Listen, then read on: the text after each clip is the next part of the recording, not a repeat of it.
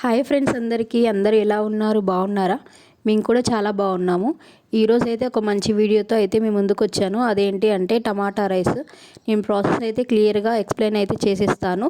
Video అయితే ఎక్కడ skip చేయకుండా ఎండ్ వరకు అయితే చూడండి. ఈ రైస్ అయితే చాలా టేస్టీగా సింపుల్గా అయితే ప్రిపేర్ చేసుకోవచ్చు. ఇంకా లేట్ చేయకుండా వీడియోలోకి అయితే వెళ్ళిపోదాం. ఇక్కడ వచ్చేసి నేను 1.5 గ్లాస్ రైస్ అయితే తీసుకుంటున్నాను. మీ దగ్గర ఏ రైస్ ఉంటే అది తీసుకోండి. సన్న బియ్యం అయితే చాలా బాగుంది రైస్.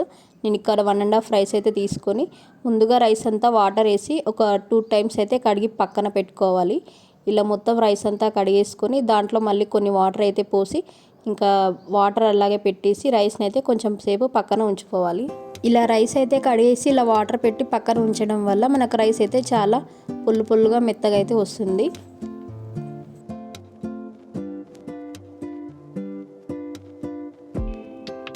తర్వాత మనం టమాటాలు, ఆనియన్స్, పచ్చిమిర్చి, కరివేపాకు, కొత్తిమీర అయితే అన్నీ తీసుకొని మంచిగా కడిగేసి అన్నీ ఇలా చిన్న ముక్కలుగా అయితే కట్ చేసి పక్కన పెట్టుకోవాలి. ఈ ప్రాసెస్ అంతా నేను చిన్న కుక్కర్లో అయితే చేస్తున్నాను. కుక్కరే అవసరం లేదు, నార్మల్గా మనం ఇంట్లో ఉండే బోగండిలో కూడా చేయొచ్చు. ఇంకా రెసిపీ అయితే చాలా బాగా వస్తుంది. ఇంకా ముందుగా అయితే స్టవ్ ఆన్ చేసుకొని కుక్కర్ అయితే పెట్టుకుంటున్నాను. ఇందులో వచ్చేసి నేను 2 టేబుల్ స్పూన్స్ అయితే ఆయిల్ అయితే వేస్తున్నాను. ఇంకా ఆయిల్ అయితే మంచి వేడి అయితే అవ్వనివ్వాలి. ఇంకా ఆయిల్ అదంతా వేడి అయిన తర్వాత మనం ఆవాలు, జీలకర్ర, ఇంకా షాజీరా, లవంగాలు, ఇలాచి, ఇంకా బిర్యానీ ఆకు అన్నీ వేసి మంచిగా అయితే వేయించుకోవాలి. నా వీడియో ఎలా అనిపించింది అనేది నాకు కింద కామెంట్ బాక్స్లో అయితే కామెంట్ చేయడం అయితే మర్చిపోకండి. మీకు ఇంకా ఏమైనా డౌట్స్ ఏదైనా ఉంటే కామెంట్ చేయండి. అలాగే ఇంకా కొత్త రెసిపీస్ ఏమైనా కావాలంటే కూడా నాతో చెప్పండి. నేను నెక్స్ట్ వీడియోలో అయితే చేసి చూపిస్తాను.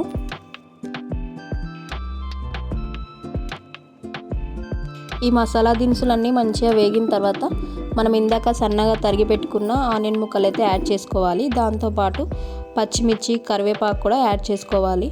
ఇంకా అన్నీ యాడ్ చేసుకొని మంచిగా ఒకసారి అయితే స్పూన్తో అయితే కలిపేసుకోవాలి.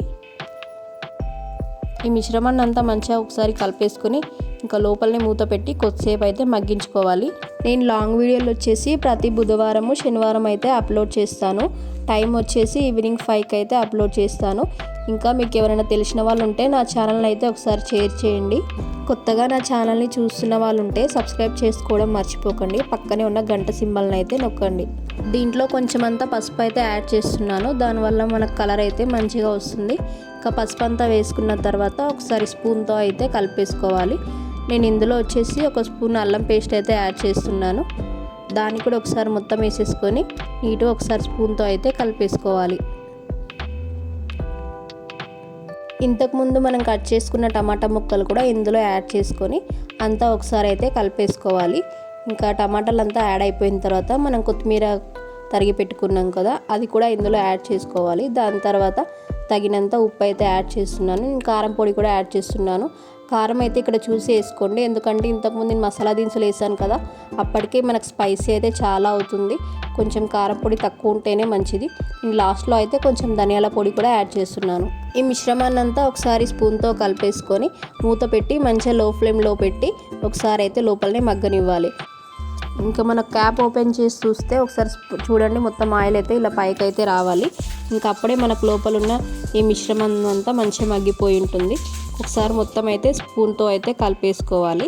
ఇంకా మనం ఇందాక రైస్ అయితే నానబెట్టుకున్నాం కదా, ఇంకా ఆ రైస్ అయితే మొత్తం ఇందులో వేసేసుకొని ఒకసారి అయితే మొత్తం స్పూన్తో అంతే కలిపేసుకోవాలి. ఇంకా ఈ రైస్ అంతా కలుపుకున్నాక మనమైతే పైన ఒక క్యాప్ పెట్టి కొద్దిసేపు అయితే లోపలనే ఈ రైస్ అంతా మగ్గనివ్వాలి. అప్పుడే ఈ కారం మసాలా అన్నీ మనకు రైస్కి అయితే మంచిగా పడుతుంది. నేను ఇక్కడ వాటర్ వచ్చేసి 2.5 గ్లాస్ వాటర్ అయితే తీసుకుంటున్నాను. నేను రైస్ వచ్చేసి 1.5 తీసుకున్నాను కాబట్టి 2.5 తీసుకున్నాను. మీరు ఒకవేళ 2 గ్లాసెస్ రైస్ తీసుకుంటే మీరు 3 గ్లాసెస్ వాటర్ అయితే యాడ్ చేసుకోవాల్సి ఉంటుంది. ఇంకా మనం క్యాప్ తెచ్చి చూసేసరికి రైస్ అంతా ఇలా ఒకసారి అయితే స్పూన్తో కలిపేసుకోవాలి. ఇంకా మనం ఇందాక కొలత చేసి పెట్టుకున్నాం కదా ఆ వాటర్ అయితే మొత్తంగా యాడ్ చేసుకోవాలి. వాటర్ అంతా యాడ్ చేశాక ఒకసారి స్పూన్తో అయితే మొత్తాన్ని కలిపేసుకోవాలి. ఇంకా పైనుంచి నేను కుక్కర్ మూత అయితే పెట్టుకొని మొత్తం 3 విజిల్స్ వచ్చేదాకా అయితే ఉడికించుకోవాలి. నేను ఇక్కడ మంట వచ్చేసి మీడియం ఫ్లేమ్లో అయితే ఉడికించుకుంటున్నాను. ఇంకా మనకు 3 విజిల్స్ వస్తే మనకు రైస్ అయితే మంచిగా మెత్తగా ఫుల్గా అయితే అయిపోతుంది. ఇంకా ప్రాసెస్ అయితే అయిపోయింది. చాలా సింపుల్గా టేస్టీగా అయితే ఉంటుంది. మీరు కూడా ఒకసారి అయితే ట్రై చేయండి. ఈ రెసిపీ అయితే మనకు మధ్యాహ్నం లంచ్ బాక్సెస్కి అయితే చాలా బాగుంటుంది. స్పైసీగా అప్పటికప్పుడు అయితే ప్రిపేర్ చేసుకోవచ్చు. పిల్లలు కూడా చాలా ఇష్టపడతారు. 3 విజిల్స్ అయిపోయాక స్టవ్ అయితే ఆఫ్ చేసుకోవాలి. కొద్దిసేపు అయితే ఇంకా అలాగే వదిలేయండి. తర్వాత ఓపెన్ చేసి చూస్తే మనకు రైస్ అయితే మంచిగా అయితే అయిపోయింది. ఇంకా స్పూన్తో అయితే కలిపేసుకొని ఇంకా మనం వేరే ప్లేట్లోకి అయితే చేంజ్ చేసుకోవచ్చు. ఇంకా టేస్ట్ అయితే చాలా బాగుంటుంది. ఇంకా స్పైసీగా అప్పటికప్పుడు అయితే ఈ ఫుడ్ అయితే ప్రిపేర్ చేసుకోవచ్చు. మళ్ళీ నెక్స్ట్ వీడియోలో అయితే కలుద్దాము. Thank you for watching.